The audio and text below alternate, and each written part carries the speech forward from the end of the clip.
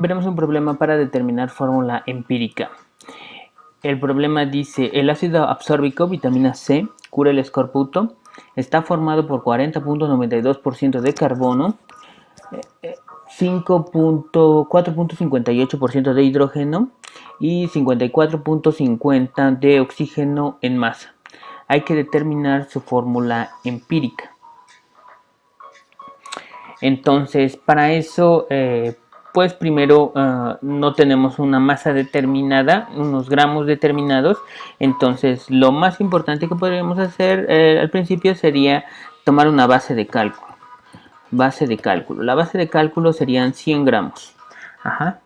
Entonces, con los 100 gramos nosotros ya podemos calcular la cantidad de masa que va a haber en esos 100 gramos. La masa del carbono, la masa del hidrógeno y la masa del oxígeno.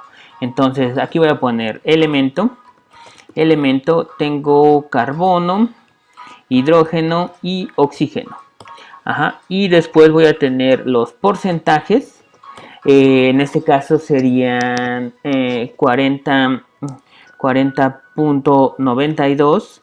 El siguiente sería de 4.58 y el último sería de 54.5.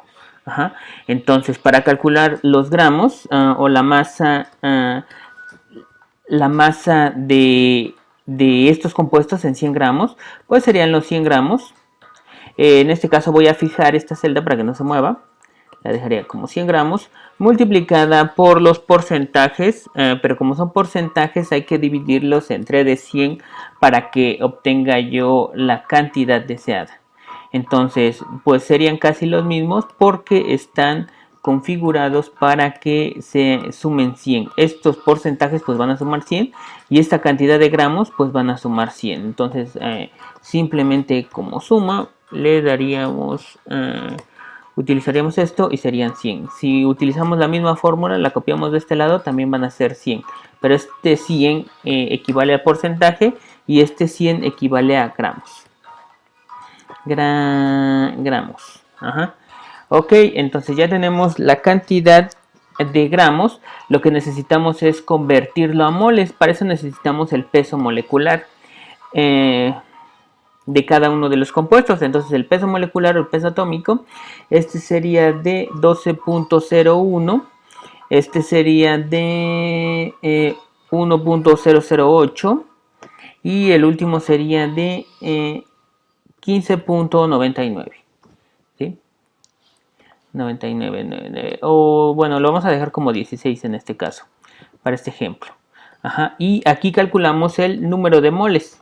Con esto calculamos el número de moles. El número de moles sería los gramos divididos entre el peso molecular. Entonces tendríamos los gramos, que serían estos gramos, divididos entre de cada uno de los pesos moleculares. Con esto tendríamos en 100 gramos, tendríamos 3.40 moles de carbono,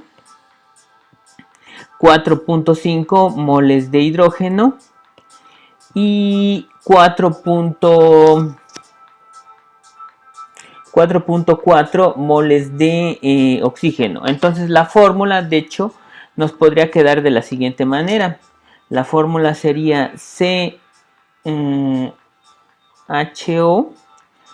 sería, en este caso sería de 3.4 H 4.54 H 4.54 y oxígeno 3.4. Pero por lo regular, entonces las fórmulas no se dan de esta manera, sino llevan números enteros. Entonces, lo que podría yo hacer es dividir la cantidad más baja de moles entre la cantidad más baja de moles entre